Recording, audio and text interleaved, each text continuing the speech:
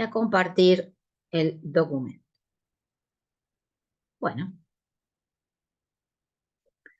vamos a introducirnos en la tercera parte de grabación, la tercera grabación, parte C, que corresponde a las características de las funciones escalares. Bueno, acá vamos a describir todos los elementos, ¿no? Las llamamos características. Estas características tienen nombres determinados. Por eso cuando ustedes trabajan con ejercicios solamente prácticos, por ejemplo, tienen que respetar las formas de escritura de nuestra cátedra. Bien, ceros o raíces de una función. Es un elemento, determinado elemento del dominio, ¿no? ¿Y qué característica tiene? ¿Qué función tiene? Que si ese cero, si ese valor A, genérico A, está siendo operado por F, va a dar una imagen nula, cero. Eso es lo que tiene, lo que dice acá. Cuando yo tengo un cero o raíz en determinado X igual a A, bueno, cuando el operador dado aplicado a la A, devuelve una imagen nula. Bien. Acá vamos a ir nombrando, para ir un poquito más rápido, y ustedes los ejemplos los estudian, porque ya han trabajado en pre. Ordenada al origen. Bueno, acá nos vamos a focalizar sobre un elemento del dominio que es el nulo, el cero.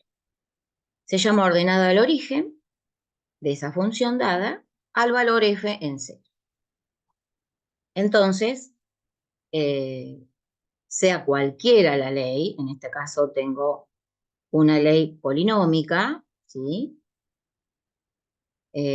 Coeficiente 0,5, las variables. Si yo reemplazo en 0, tengo que reemplazar el 0 en cada x. El valor obtenido es la ordenada. Esto es muy importante, denle importancia a las observaciones, notas, porque si dice observaciones por algo. La ordenada del origen es el valor de y que le corresponde al x nulo, al x 0. No el punto de intersección entre la curva y el eje Y. En este caso, el punto, que se llama punto de paso, es 0, punto y coma 3. Bueno, eso como elementos, características de la función. En general, después vamos a describir cada tipo. Bueno, paridad e imparidad. Acá entramos en una de las primeras definiciones con bastantes condicionamientos y las tienen que analizar simbólicamente con ejemplos.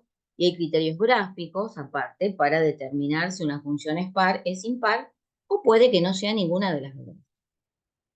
Si una función no es par, no quiere decir que sea impar, y viceversa. ¿Por qué? Vamos a analizar la definición. Me dice, ¿función escalar es par? Sí, solo sí. El doble implica. Para todo elemento del dominio, existe el opuesto en el dominio. Eso genera lo que se llama dominio simétrico. Si en el dominio está el 2, debe estar el menos 2. Si en el dominio está el menos 3, debe estar el 3. Si no se cumple esa primera parte de la definición, no paso a la segunda a ver qué característica tiene numéricamente una función par. ¿Qué es esta parte después del i? Que la función en x va a ser igual en valor numérico a la función en menos x. Pero si no se cumple la primera parte de dominio simétrico, no voy a analizar nada. Como respondo, no se analiza paridad porque el dominio no es simétrico. Impar, lo mismo. Vamos a ver ejemplos. Función par, dominio simétrico, todos los reales, y para 1 es igual la función que para menos 1, para 2, para menos 2 y para todos los reales. Eso genera una simetría. La función par es simétrica respecto de la recta que es el eje de las ordenadas. Y la función impar es simétrica respecto al origen. Tal vez esta sea un poquito más difícil de mirar. Bueno, ejemplos para estudiar. Ahora vamos a seguir con definiciones crecimiento y decrecimiento. A veces en las consignas uno dice estudiar el crecimiento de la función y se refiere a estudiar todo, cuando la función crece y cuando decrece. Pero para ello debemos saber qué considera el análisis matemático, cuando una función crece en un intervalo, en un conjunto, y cuando decrece. Estas son definiciones, hay que estudiarlas. Una función es creciente en un conjunto incluido en el dominio de la función o en todo el dominio. Este símbolo incluye o es igual, quiere decir que el b es más chiquitito que el dominio. Vamos a pensar en una función que en una parte del dominio es creciente, o es creciente en todo su dominio como una recta de pendiente positiva. Si en él a valores mayores de x corresponde también imágenes mayores, o sea, las f de x mayores. En símbolos hay que saber esta definición. F es creciente en un conjunto igual o más chico que el dominio, sí, solo sí, para todo. Esto quiere decir que para todo par de x1, x2, pertenecientes. Acá me quedé mirando porque acá tiene que decir A.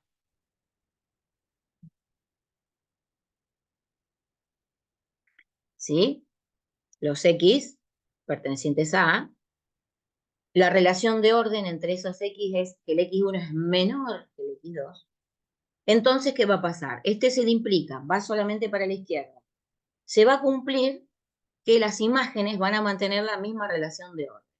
F en x1 es menor que f en x2. Para el otro lado no va de la derecha a la izquierda, porque puede ser que las imágenes f en x1 sea menor que f en x2 y las x1 y x2 no sean uno menor que el otro. Ojo entonces con el implica, el entonces, va de izquierda a derecha. Observación. Muy importante entonces las observaciones porque hacemos aclaraciones de esos conceptos que estamos definiendo.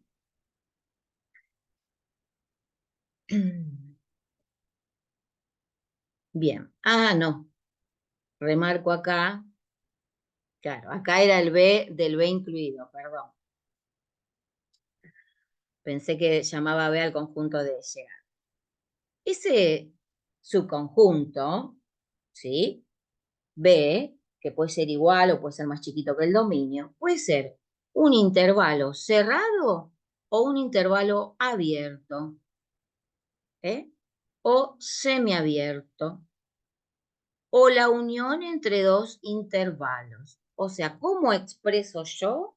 Va a depender de cada función dada, de cada gráfica que corresponda a una función.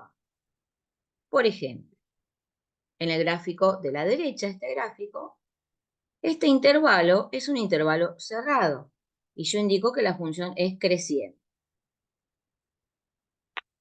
Una función, vamos a mirarla siempre de izquierda a derecha, con trazo continuo y después ya está definida en forma discreta. Entonces, esta función es creciente en el intervalo semicerrado menos infinito a 1. Pero también podríamos decir que es creciente en menos 1, 1. Depende de lo que me pregunten. En los dos intervalos se verifica la definición. Ahora, si yo quiero decir en su dominio, ojo, porque en este caso debo determinar la parte en reales, que es menos infinito a 1, y lo debo unir con un conjunto expresado por comprensión, donde indico que los x pertenecen a enteros, tal que esos x son iguales o superan el 2. Bien, la segunda. Cuidado con las funciones que están cortadas en el trazo. Acá tengo una función creciente, pero algo pasa en el cero, ¿no? Y algo pasa con los valores de las imágenes de esta rama y de esta. Como estos son mayores que esto, yo no puedo expresar en un solo conjunto que es creciente, lo voy a tener que dividir. Voy a decir que resultará creciente en infinito 0 y en 0 más infinito, así, dividiendo los intervalos en los cuales aclaro que es creciente. ¿Mm?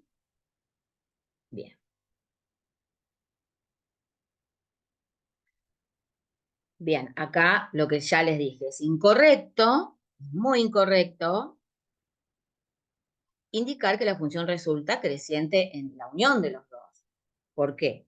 Porque acá estas imágenes son menores que esta. Entonces no responde a la definición de función creciente. Bueno, seguiría debajo tratar de plantear la definición de función decreciente. Se los dejo a ustedes, háganlo y consúltenlo, por favor. Todo lo que se indique es para hacerlo, para estudiar.